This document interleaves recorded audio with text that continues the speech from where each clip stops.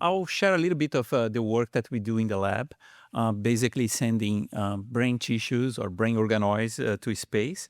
And there is a reason for that. My lab focuses on neurological conditions, most of them neurogenetic conditions such as autism. So you are not, you are born with autism. You don't get autism after you are born. So everything happens in uterus, inside the uterus. And this inaccessibility of the brain tissue is one of the things that makes the science so hard. It's different from cancer, from heart, from blood, where you can have biopsies, you can see what's happening. So in the brain, it starts in uterus and keeps inside your skull to your life. So really hard to study. And despite the fact that we know that these conditions have a strong genetic factor, we don't know exactly how the genes plays into behavior and neuroscience. So the interface between the genetics and neurobiology, that's exactly where my lab is. So we start developing tools to actually create better models to understand the human brain. And as I mentioned, because this always starts in uterus, so I turn into stem cells. That's when the brain tissue starts to become what we have today in our heads. So it always starts with stem cells. And I was inspired by the first observation that stem cells, when grow in suspension and neuralize, can form these clusters of cells that we now call brain organoids. And over the years, my lab have been improving these protocols to create something that is more robust, cheaper, easy accessibility, and also a protocol that produces neurons that can fire and connect to each other, forming networks. So this is an example of what we call a semi-guided brain organoid, where we transiently expose progenitor cells to specific factors that guide the cells towards the cortical tissue. So it's a simple protocol where you neuralize the pluripotent stem cells, and again, in suspension, induce the proliferation of the precursor cells. And afterwards, you just withdraw these factors, and the cells will mature over time, forming these spheres that contains about 5 million cells, 2.5 million neurons in each one of them. So if you've never seen one, this is how we grow them in these 6 well dishes. Each one of these white dots is the beginning of a brain organoid that will grow up to 0.5 centimeter in diameter. So the cool thing about these organoids is that you can measure the electrical activity, and we have been following how these networks rearrange and connect over a year. And this is more or less what we learned, that it takes about 2 months for them to have like a robust electrical activity. Before that, you can see neurons firing, but they are not connecting to each other. So they're just firing in a random fashion. So after 2 months, they start to get organized and start to form some circuitries that might generate what we call a neural oscillation. These neural oscillations will develop through the next month or two, and will become quite robust and stereotype. And after that, these oscillations will become more complex over time. And this is all due to the emergence of specific cell types in this population, such as astrocytes, that helps with the synaptogenesis, or inhibitory neurons that help to modulate this network. So the cool part of this model is that it recapitulates the early stages of neurodevelopment quite well. Even the timing is it's quite well reproduced in our dishes. So it takes about 9 months for the human brain to start showing these complex neural oscillations. So the model is perfect to study conditions such as autism. The problem is that we don't want to just focus on the pre-embryonic stages, but we want to also understand what happens when our brains are 1, 2, 10, 9 years old.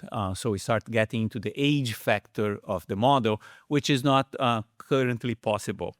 And I was looking into ways of doing that. How can I speed up? How can I accelerate neurodevelopment in the lab? And that's when I came across some of the NASA literature suggesting that cells from the astronauts returning from space actually show signs of accelerated senescence, something that might be seen as an accelerated aging. And even more importantly, signs of cognitive decline has also been reported. And this cognitive decline cannot be fully restored even 6 months after the flights. So this is also a concern for long flights into space, but we can actually think about leveraging this phenomenon here to Earth to understand age-related conditions.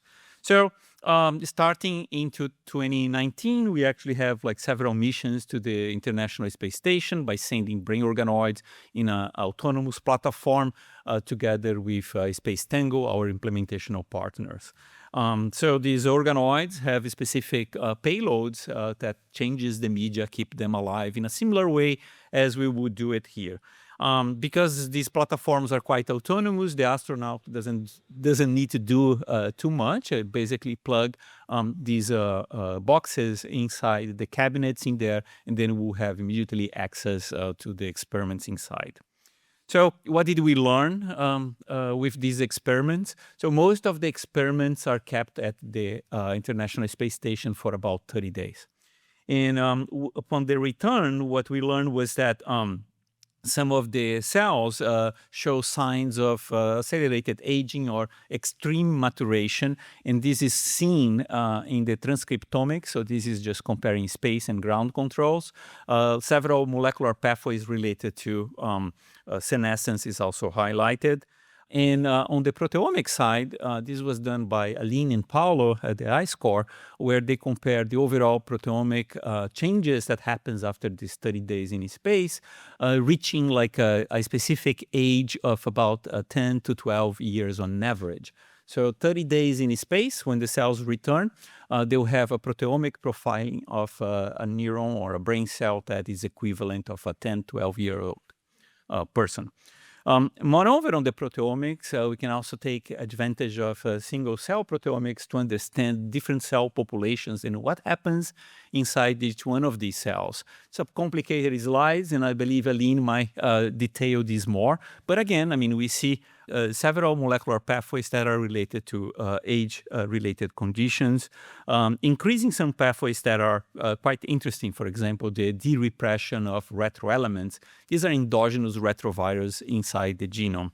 But also mitochondria is affected, oncogenes, your telomeres are affected. So several of these molecular pathways that we see only in more adult, older postmortem tissues.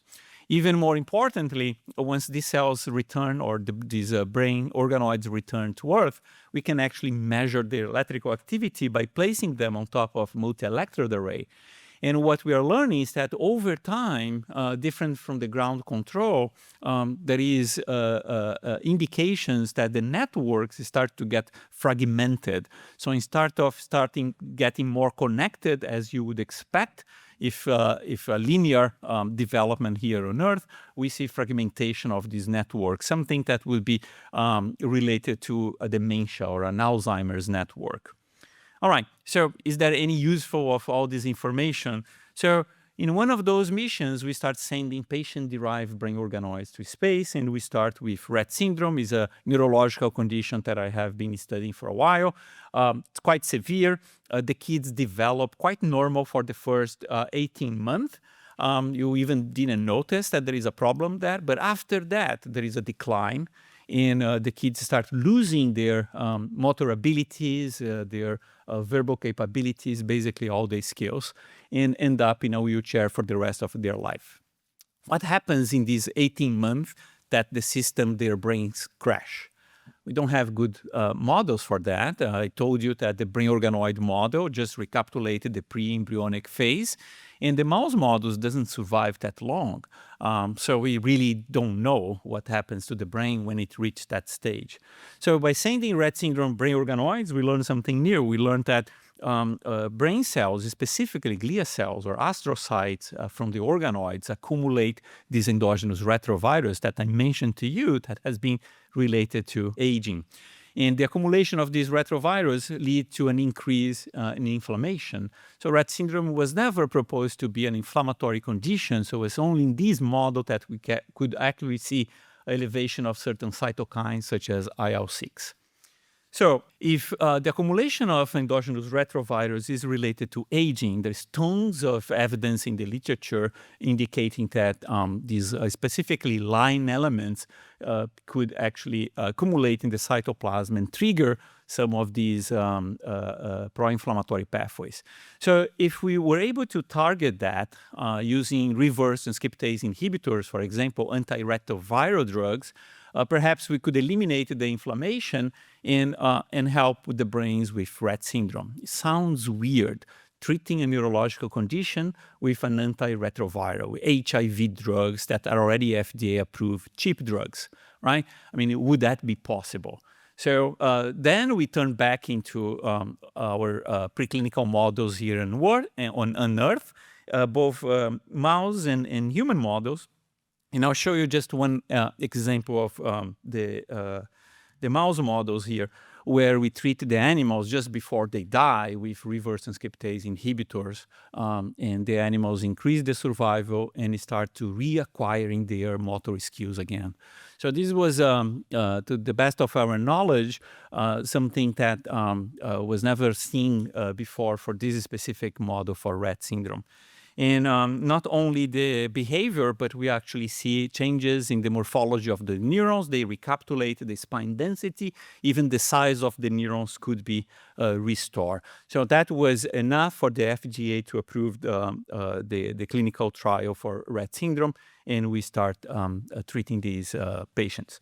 So hopefully in 6 months from now, we're going to know if antiretrovirals are useful for the treatment of Rett syndrome. So, but what about age-related conditions more towards the end of your life, such as Alzheimer's and dementia? This is a big market, and we also wanted to focus on that. So we have a postdoc in the lab that is focusing on Alzheimer's. That's Natalia Sherman. And she's been sending brain organoids derived from Alzheimer's to the space station. And again, I will not give you too much details here, but just to say that there are specific pathways, especially related to the synapses, that seems to be affected in Alzheimer's disease. And we are still trying to understand how these networks are affected. But nonetheless, having a model for Alzheimer's is really helpful because, again, I mean, where would you get older neurons, human neurons, to test potential treatments? There is no model for Alzheimer's. So we think that this might be like a value opportunity for us to test potential therapeutics. And I decided to team up with the largest pharmaceutical in the world, which is my friends in the Amazon. So they, in the Amazon, there is about 300,000 species in there, and certain plants do contain neuroactives that has never been studied by modern science. So the idea was team up with the original tribes and search for their ancestral knowledge to find what are the plants. So I'll play a quick video that illustrates more or less how this is done. We start by the identification of these plants, again, in collaboration with these original tribes. They point us to the plants that might be neuroprotective for the human brain. And they have been using this for thousands of years, actually. And some of these plants are not so easy to get, so they are embedded inside of the Amazon. So to do that, we create like a specific AI tool inside a little robot that contains the ancestral knowledge of the shamans.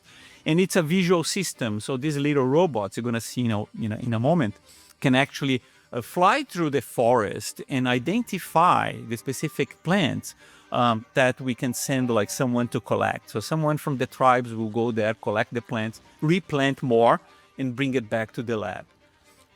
Once in the lab, we can isolate the extract, and using a several AI type of pipeline, which would take thousands of years to do it 5 years ago, now we can do it in a week.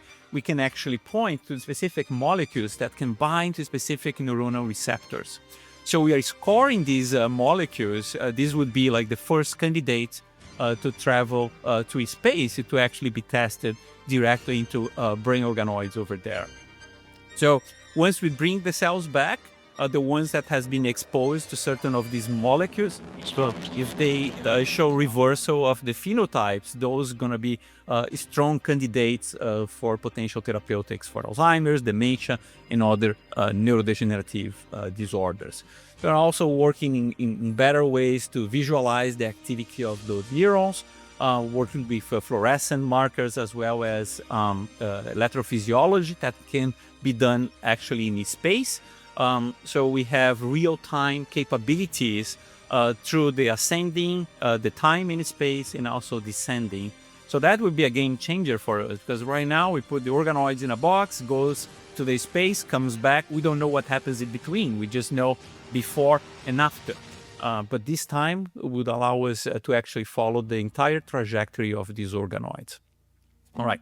So I'm finishing here. So these are basically my take-home messages. We think that growing these brain organoids in space can teach us about the impact of space into human cognition. We can accelerate aging and use this as a model for aging here on Earth, not only aging, but rejuvenation and treatments, and can be used to test novel neuroprotective molecules or compounds, either from pharma, who may have them on their shelves, as well as new drugs that has never been discovered before. So I'll end here by thanking the members of ICE-Core that participates on that, several of the funding agencies. Thank you. Can you tell us a little bit more about your clinical trial that you're doing and where that's starting? Yeah, so right now, because it's a FDA-approved drug, the clinical trial was immediately approved by the FDA. We also approved that in Brazil. So we are starting there in Brazil with a pilot experiment that is going to be, I believe, 13 kids, different ages, and half of them would take a placebo, half of them would take the real drug. And there is a doctor that is specialized in the milestones of these patients to see if we can have either a slow progression through these milestones or any kind of a reversal. We get to see each other all the time, and yet I have so many questions. Would it be possible to do some of the preliminary extraction and API, active pharmaceutical ingredient development, in Brazil closer to where the source is for these new compounds? Oh, for the new compounds, yeah, absolutely, yeah. So this is something that we're thinking about, yeah, yeah. And it will depend on the molecule. As you know, some of the molecules might be hard to synthesize. Truly inspiring. I'm guessing a lot of those compounds that you're screening can relate to a lot of neurodegeneration that is related or not, maybe to DNA damage and things like that. Have you considered to also, in your screening, an AI-based to kind of extend it not only to neuroreceptors, but maybe other things that we know that maybe we can screen and you know, there's so many people around us that can look, oh, that can be actually a super cool candidate. Yeah, you are absolutely right, and that's the ultimate goal, is to create like a catalog where this would be available. People can mine that, can see if it works in other cell types. Absolutely, and we are also working with extracts, not only isolated molecules, but extracts. If we want to start with an extract, might be better chances to find something, and then you funnel out to a specific molecule. It's beautiful. Thank you. I think connected to that, not just other cell types or other diseases. What about other plants, not just in the Amazon, but other areas of the world?